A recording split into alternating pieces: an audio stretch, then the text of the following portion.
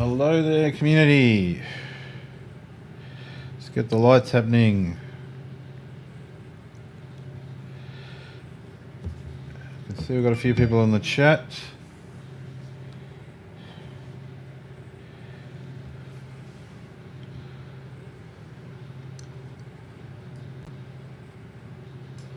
Let me know who's joining there.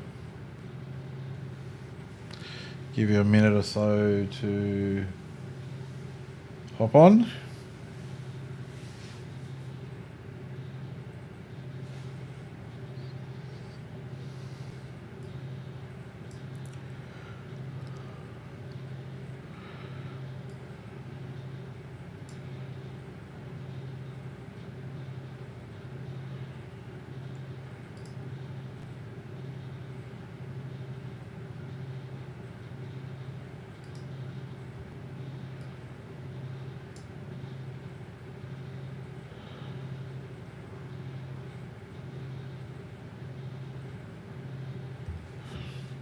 Hello everyone. Welcome to the welcome to the fortnightly Q&A. Hope you're having a good Thursday. While we're waiting for a few more folks to join, we might have a look at what topic I've got to talk to you about today. If you're on the chat, just let me know who's here. Let me know that you can hear me okay. And if you've got any questions you want to pass by me today, please feel free to put those in the chat as well. That'd be great. That's one of the purposes of the fortnightly session, is to answer any sort of burning questions you might have. So while we're getting that set up, let me just show you what we've got to talk about today. So today I just wanted to quickly go over the concept of entrustability and how you can use this concept to market yourself more effectively in the medical careers process here in Australia. Now let's make it full screen for everyone. Okay, and see if I can. Yeah, so cool. But for those joining me, welcome. I'm Anthony Llewellyn. I'm the career doctor. If you've not been here before, the way this works is I do a little bit of a teaching thing at the start, and then we go through any questions you might have about the medical careers process in Australia. So, so you feel free to put a question in the chat right now if you'd like to, and I'll have a look at it. Okay, so let's talk about entrustability. What is it? So entrustability comes from a concept in medical education, but if we look at the definition from the Oxford Dictionary, there you have it here, to assign responsibility for doing something to someone or to put something into someone's care or protection. So the idea in medicine here is that generally someone more senior hands over responsibility to you for doing something important in your medical job. So that might be like you're doing emergency medicine and you've done a number of trauma calls already, and so your seniors are now happy for you to lead the trauma call, for example, even though you're still in a training position. So that sort of concept. So why is this powerful in the medical application process and the interview process? Well, this is the sort of stuff that panels want to know about you. They want to know where you are in terms of your peak, in terms of what your capabilities are. So, for example, for a surgical registrar, some of the competencies and entrustabilities that you might have might be about things like being able to put together an operating list, because that means you know how to prioritise patients, know the sort of time for an operation, what the consultant's preference is, what sort of equipment to get ready, etc., etc. You may already be able to perform a number of operations. So what are the most difficult operations and procedures that you can perform, and how many have you done, and how many of them have you done as the primary operator or the secondary operator, that sort of stuff. And finally, another task that many registrars have to do in Australia is perform what's called a consult, where you take a referral from another specialty team and give advice about the patient on behalf of the consultant. So normally you go and see them first, review them, provide some advice to the other team, and then run it by your consultant, who normally comes later to review what you've done. So that's an example of entrustability for a surgical registrar.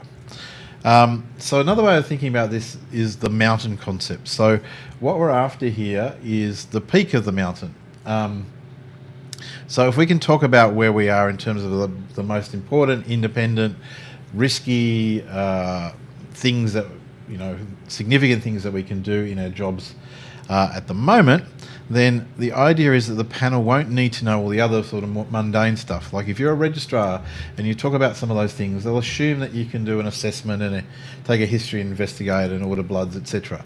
So you want to give them the top stuff, okay? So here's another example from an RMO. So RMOs are often, the next step is to become a registrar. So things like competencies that show that you are understudying that role. So maybe in your current year you've had the opportunity to perform some consults and assess patients in the emergency department, like registrars do. So that's an entrustability, okay? Maybe you've done some of the more difficult advanced procedures, like central lines. Talk about that. What is the hardest shifts you've been doing? Usually it's the night shifts. So talk about how many night shifts you've done and some of the significant things that you've done during those nights, such as attend 10 Met calls. And then talk about your continuing professional development and the most significant achievements in that, which again are usually around emergency courses at this stage, but they could be other things that show that you're prepared for the role that you're going for. In this case, maybe a critical care role. So that's the concept of entrustability. So where should you use it? In a few places along the process of the job application process, actually. Firstly, you can use it in your cover letter. You can use it in your start-off sentence that talks about the biggest thing that you bring to the role is, and then list one of your key entrustabilities. Secondly, you can build these all into your resume and your personal summary. And then finally, you can put it into the opening question in terms of, let me see if I can get rid of the social chat there for a sec. In terms of my clinical and other capabilities, so if you're asking, tell us about you, these are some of the entrustabilities you want to talk to them about in the interview. So that is the concept of entrustability. Any questions or comments around that, or other queries that you might have that I can help you out with today? Not the ticker, I want that. Who's joining me today? And let me know who you are and any questions or queries you might have.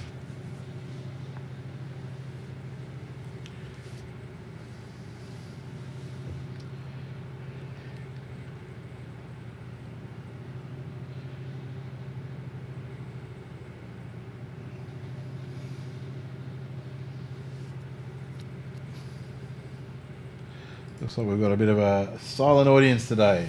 I'll give you a minute or two to ask your questions, otherwise I'll take an early mark.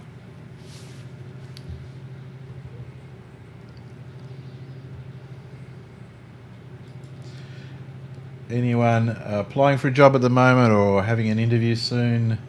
Let me know what's happening for you and how we might be able to help you this morning.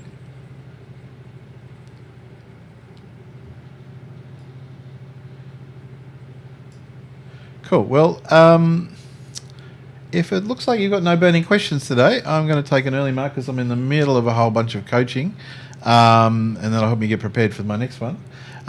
You can obviously get in touch with me through the advancedmed.com.au website.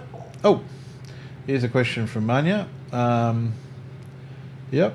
Registered with the GMC, Manya? Yep. And you want to work in Australia? Yep.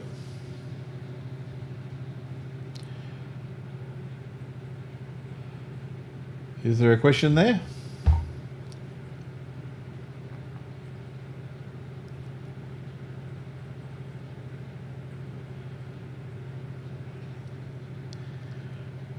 Okay, so you're registered with the GMC and want to work in Australia, but what's your question? Okay. When should I start applying for ARPA registration? Okay. So,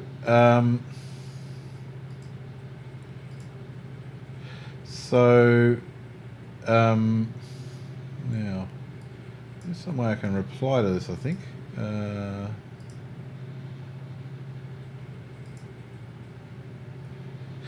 So you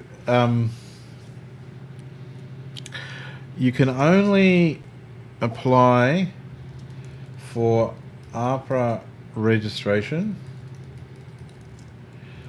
once you have a job offer in Australia.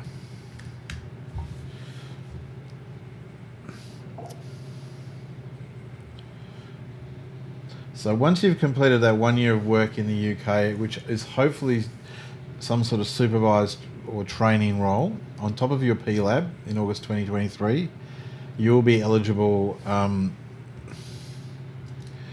The PLAB and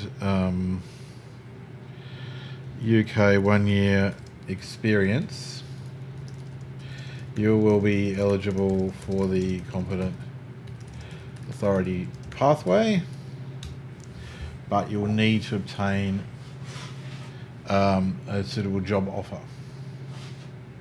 So it's pretty unrealistic that you would be able to get a job offer straight after completing your work in the UK in August 2023. You're probably best off continuing your job for a few months after that while you start applying for jobs in Australia. No, I would start applying around August when you're about to get your year's experience, because there may be some opportunities in that kind of August to November period, which tends to be the tail end of the annual medical recruitment here in Australia, where there might be some vacancies because the programs have run out of local candidates to enrol in jobs. Again, it would depend on what sort of job you're applying for. I'm assuming you're just going to be applying for, say, a resident medical officer job. Okay?